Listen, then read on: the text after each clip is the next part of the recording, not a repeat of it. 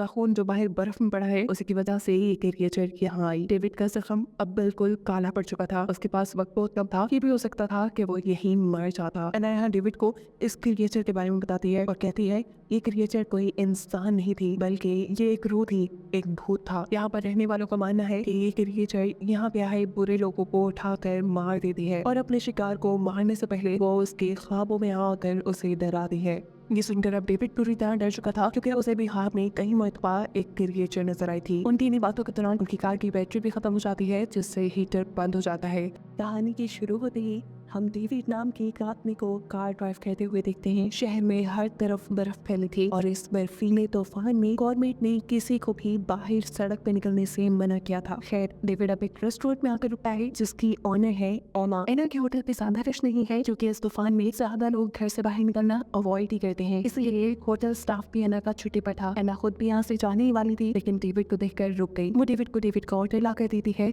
और इस दौरान हम नोटिस करते हैं कि वो काफी घबराई हुई है। उसे बार बार किसी की कॉल्स आ रही है। एकदम से उसकी नजर खिड़की के बाहर जाती है, वहाँ एक कार रुकी थी जिसे देखकर एना और भी डर गई थी, यानी कॉल्स करने वाला अब यहाँ तक पहुँच गया था। यह आदमी होटल के अंदर आते ही एना के साथ जोर जबरदस्ती करना शुरू कर देता है क्योंकि उसे अपनी बेटी से मिलना है और एना उसकी एक्स वाइफ है। यह आदमी क्योंकि ड्रामेटिक था इसीलिए कोर्ट ने उसे अपनी बेटी से मिलने से मना किया हुआ था। अब इससे पहले कि यह आदमी एना को मारता या उसके साथ कोई और बदतमीजी करता, पीछे बैठा हुआ डेविड जो ये सब कुछ देख रहा था वो इस आदमी को रुक जाने को कहता है और उसकी यही याद एना के हस्बैंड का गुस्सा और बढ़ा देती है। उससे नहीं वो डेविड से लड़ने के लिए डेविड तक पहुंच जाता है लेकिन डेविड बहुत ही काम बैठा हुआ था जो उससे कहता है तुम्हारे पास दो ही ऑप्शन है, या तो मैं इसे लड़कर जेल चले जाओ या फिर आप आराम से घर जाओ, अपनी नशा छोड़ने की तैयारी करो और फिर जज से अपनी बेटी वापस ले लो। यह आदमी डेविड की पुलिस को बुलाने वाली बात से डर गया था, इसलिए चुपचाप वो वहाँ से चला जाता है और उसका जाना एना को रिलैक्स कर गया था। ये सब डेविड की वजह से हुआ था। डेविड की समझदारी ने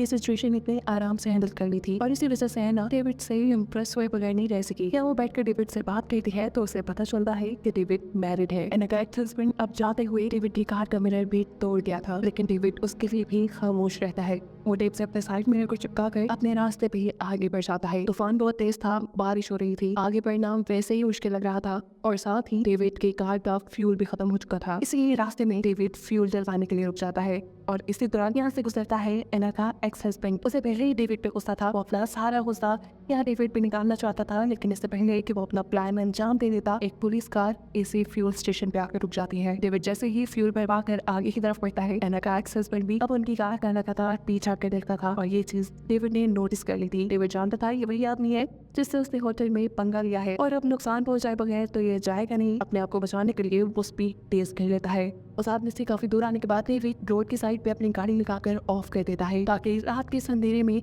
उस आदमी को डेविड की गाड़ी दिखे ही न। उसका यह प्लान वर्क भी कर चुका था। वो आदमी डेविड की कार के पास से गुजर जाता है पर उसे कार नहीं नजर आती। डेविड को डर था कि वो आदमी कहीं दोबारा इसका पीछा न करने लग जाए। से छुपने के लिए वो यही जंगल से निकलती हुई एक छोटी सी सड़क पर चढ़ जाता है। ये सड़क बहुत ही ज्यादा स्लिपरी थी, सुनसान इलाका था, डेविड को ज्यादा कुछ नजर भी नहीं आ रहा था और इसी स्लिपरीपन की वजह से डेविड की कार का एक्सीडेंट हो जाता है। वो कार स्लिप होकर साइड पे गिर जाती है। डेविड ने काफी कोशिश की कि उसकी कार वहाँ पे सड़क पे आ जाए लेकिन कार के टायर्स बर्फ के अंदर धंसते ही जा रहे थे। मजबूरन अब वो गाड़ी से निकलता है और अपने हाथों की मदद से टायर्स के इर्द गिर्द से बर्फ हटाने की कोशिश करता है लेकिन ऐसे बर्फ की ठंडक ने उसके हाथ जख्मी कर दिए थे। उसे लग रहा था कि अब उसके हाथ टूट जाएंगे। मजबूरन वो अब वापस कार में बैठकर अपनी कार का हीटर ऑन करके अपने हाथों को सेकने लग जाता है। डेविड समझ चुका था कि उसका अब यहाँ से निकलना नामुमकिन है तब तक जब तक कोई हेल्प के लिए ना उसके मोबाइल में सिग्नल भी नहीं थे कि वो पुलिस को कॉल कर सके। मदद पता नहीं कब आती क्योंकि गवर्नमेंट ने सड़कों पे लोगों को निकलने से मना किया था और ये तो वैसे ही बड़ी वैरान सड़क थी। यही सोचते हुए उसने अपनी कार की बैटरी भी ऑफ कर दी थी। वो अब यहाँ एक सिगरेट लगाता है और उसे पीते पीते ही सो जाता है।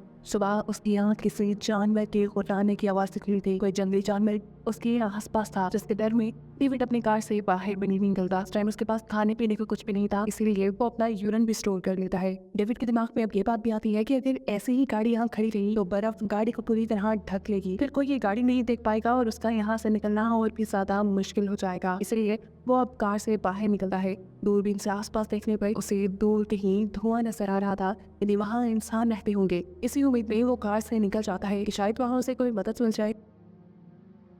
वहाँ जाने से पहले वो अपनी गाड़ी की डिग्गी खोलता है और उसकी गाड़ी की डिग्गी में हम बंधी हुई एना को देखते हैं। डेविड जिसे हम अच्छा इंसान समझ रहे थे वो एक किडनैपर था जिसने ऐना को किडनैप कर लिया था। वो कार से दूर जाने से पहले ऐना को वार्न करके चाहता है कि इस कार से निकलने की कोशिश भी न करना, लेकिन ऐना क्यों अपने किडनैपर की बात मानती, वो उसके चाहते ही कोशिश करना शुरू कर देती है और उसके जो हाथ और मुंह टेप से बंधे थे उन्हें खोलने में कामयाब भी हो जाती है। अब वो इस गाड़ी से भी बाहर निकलना चाहती थी, लेकिन कार की बैक साइड अंदर से नहीं खुल सकती थी, इसलिए वो कार के बैक स्पीकर्स को हटाते हुए कार के अंदर आने में कामयाब हो जाती है। कार के अंदर आते ही वो कार का दरवाजा खोल के बाहर भाग जाती है, लेकिन बाहर बहुत ज्यादा ठंड थी और दूर दूर तक उसे जब कोई इंसानी जगह नहीं नजर आती तो उसे बेहतर वापस कार में जाने लगता है, जहाँ एटलीस्ट वो सर्दी से तो बच सकती थी। हाथ पाँव उसने अपने खुलवा लिए थे, डेविड से भी मुकाबला करने के वो अब काबिल हो चुकी थी, इसलिए है ना कार के अंदर वापस जाकर बैठ जाती है क्योंकि सर्दी बहुत ज्यादा बढ़ चुकी है। और दूसरी तरफ अब हम डेविड को देखते हैं, धुएं वाली जगह पहुंचने के चक्कर में वो कार से बहुत दूर आ चुका था और अब उसका पाँव भी एक गड्ढे में फंस कर टूट चुका था। उसकी हालत बहुत खराब थी, उसके पाँव से बहुत ज्यादा खून निकल रहा था। उसे यहाँ उठा नहीं जाता, लेकिन उसे हिम्मत करनी पड़ती है क्योंकि अगर वो कुछ देर ही ऐसे और बर्फ में पड़ा रहता तो मर जाता। डेविड अब रेंगते हुए वापस कार के पास आने का फैसला करता है, जहाँ ऐना अब कार में से अपने बचाव के लिए चीजें ढूंढ रही थी, लेकिन उसे यहाँ टेप और क्लोरोफॉर्म के अलावा कुछ नहीं मिलता, इसलिए वो इन दोनों चीजों को अपने पास संभाल के रख लेती है। हम देखते हैं कि डेविड भी घसीटता हुआ कार के पास आ चुका था। वो कार का दरवाजा खोलकर कार के अंदर बैठ जाता है। अपनी पैंट काट कर अपना जख्म देखने पर उसकी भी हालत खराब हो गई थी क्योंकि उसकी टांग की हड्डी इतनी बुरी तरह टूटी थी कि गोश्त को पार करते हुए वो बाहर निकल आई थी।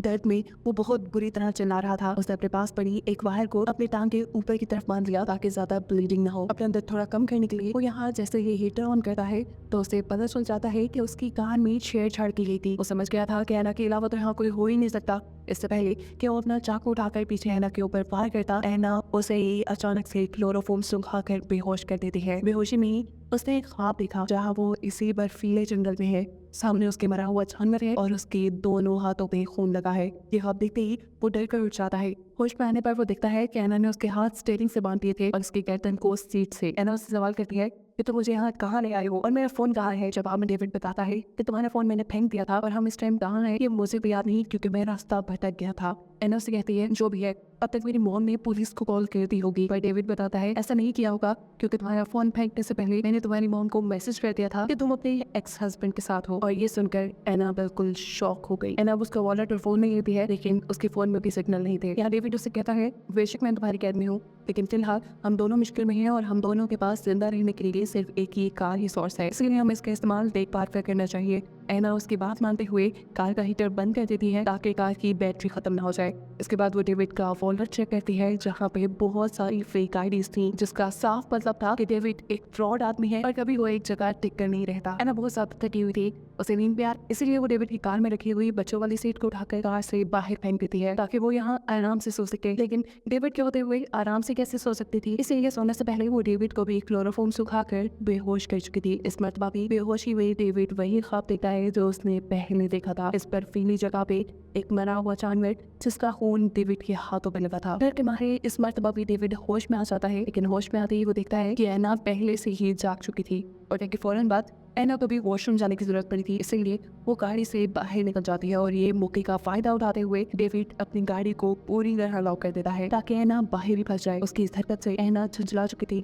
उसे बहुत ज्यादा गुस्सा आ गया था। अगर उसे जिंदा रहना था तो वो गाड़ी के अंदर ही रह सकती थी, इसीलिए अब वो बेबी सीट जो उसने पहले उठाकर गाड़ी से बाहर फेंकी थी उसकी मदद से गाड़ी की विंडो तोड़कर गाड़ी के अंदर आ जाती है। विंडो टूटने की वजह से गाड़ी का टेम्परेचर भी बहुत डाउन हो गया था। उस समय वो सीट बेल्ट की मदद से डेविड को कत्ल करने की कोशिश करती है और इससे पहले कि डेविड मर जाता ऐना के ज़हन में आने वाला कोई अच्छा ख्याल उसे ऐसा करने से रोक देता है। टूटी हुई खिड़की से लगातार आने वाली सर्दी इनको मार देती, इसलिए ऐना टेप से उस सारी खिड़की को बंद कर देती है। इस सब के बाद ऐना डेविड का फोन चेक करती है। उसे डेविड के फोन में काफी सारी अपनी और अपनी फैमिली की फोटोज में भी, जिससे उसे साफ पता चल गया कि डेविड ने एकदम से उसके होटल में आके उसे किडनैप नहीं किया था, बल्कि वो तो काफी अरसे से उसको किडनैप करने की प्लानिंग कर रहा था। परेशान है ना, अब उसकी गाड़ी चेक करती है जहाँ उसे बहुत सी लड़कियों की आईडीज मिलती है और इससे वो ये भी जान लेती है कि है ना वो पहली लड़की नहीं जिसे डेविड ने किडनैप किया हो, बल्कि वो पहले बहुत सी लड़कियों को किडनैप करके मार चुका है। वो एक सीरियल किलर है। झुंझला कर ऐना डेविड से सवाल करती है तुम इतनी सारी लड़कियों को कैसे मारते हो और आज तक कितनी लड़कियों को मारा है। जवाब में डेविड कहता है याद नहीं क्या वो ऐना को अपनी पहली किलिंग की स्टोरी सुनाना शुरू करता है। सबसे पहली लड़की को बेवकूफ बनाकर मारने के लिए उसने एक पूरी प्लानिंग की थी। उसने अपना हुलिया शरीफ बना लिया, अपने हाथ में एक अंगूठी पहन ली जिससे वो मैरिड लगे और अपनी गाड़ी की बैक साइड पे एक बच्चों वाली सीट रख ली जिससे ये फील हो कि वो एक फैमिली वाला है और ऐसे किसी काम में इन्वॉल्व नहीं हो सकता। घंटों से कोई गाड़ी चलाने के बाद उसे एक लड़की मिली जिसे लिफ्ट चाहिए थी। डेविड बताता है मैंने उसे गाड़ी में बिठा लिया। पहले तो सब नॉर्मल चल रहा था, वो मेरे से फ्रैंक हो चुकी थी, लेकिन आहिस्ता आहिस्ता फिर मेरी बात हुई, उसे डराने लगी। वो पुलिस को कॉल ही करने वाली थी, लेकिन उससे पहले ही मैंने उसे पकड़कर चाकू से मार डाला। डेविड बताता है वो मेरा पहला मर्डर था और उसके बाद मैंने अनगिनत मर्डर किए, जिनमें से कुछ तो अभी तक मुझे याद भी नहीं। उसकी बात ये है ना को डरा रही थी, इसलिए ना उसके मुंह पर टेप लगा देती है। डेविड सो जाता है और ना भी यहाँ सोने की कोशिश करती है, लेकिन अचानक से उनकी कार के ऊपर कोई हमला कर देता है। ऐसा लग रहा था कि कोई जंगली जानवर है, लेकिन जब वो क्रिएचर उनकी कार के फ्रंट मिरर पे हाथ मारती है तब जाकर इन्हें पता चलता है कि वो क्रिएचर कोई इंसान है या इंसान जैसी है। इससे पहले कि क्रिएचर इनकी गाड़ी तोड़कर इन्हें मार देता, एना जल्दी से कार स्टार्ट करती है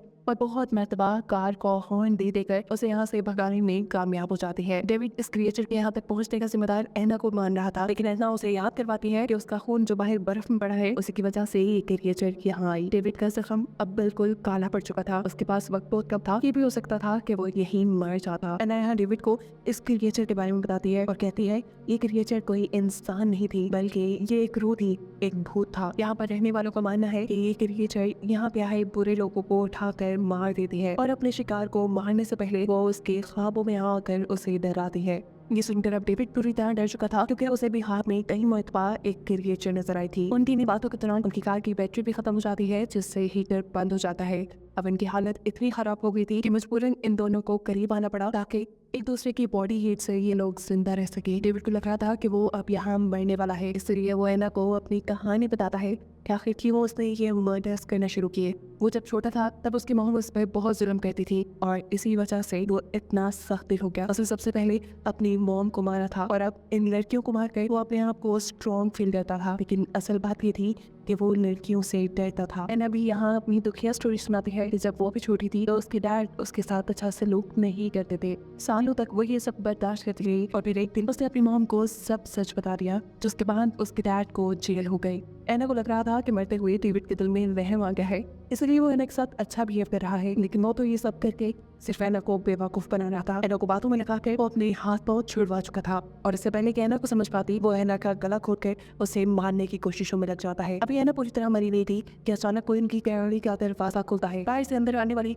वही स्पिरिट, वही क्रिएचर थी जिसकी कहानी एना ने डेविड को सुनाई थी। साथ में वो एना को भी ले जाने वाली थी, लेकिन एना अपने आप को बचाने के लिए अपनी वो जैकेट ही उतार देती है जिसे उस क्रिएचर ने पकड़ा हुआ था। ऐसे क्रिएचर के हाथ सिर्फ डेविड ही लगता है। डेविड यहाँ से ले जाने के बाद एना जल्दी से अपनी कार को लॉक कर लेती है और वो क्रिएचर दोबारा यहाँ आकर उसे ढूंढ न ले, इसे इनके वो कार के ट्रंक में छुप जाती है। उसने कोई मोटे कपड़े भी नहीं पहने हुए थे, शायद ये सर्दी अब उसे मारती थी, लेकिन उसकी किस्मत अच्छी थी। ये बर्फीला तूफान रुक जाता है और बर्फीले तूफान के रुकते ही बर्फ हटाने वाली गाड़ियां यहाँ आ जाती हैं, जिसके ड्राइवर की नजर इस कार पे भी पड़ जाती है। तो जैसे ही इस कार के पास आता है तो उसे यहाँ मरे हुए डेविड के ऑर्गन नजर आ रहे थे। गाड़ी को अच्छी तरह चेक करने पे उसे गाड़ी में कोई नहीं मिला, लेकिन फिर जब वो गाड़ी की डिक्की खोलता है तो वहाँ एना थी। सर्दी की वजह से उसकी हालत काफी खराब थी, लेकिन अभी भी वो जिंदा थी, जिसे अब रेस्क्यू कर लिया जाएगा, उसकी जान बच जाएगी और यही दिखाते हुए ये कहानी यहाँ खत्म हो जाती है।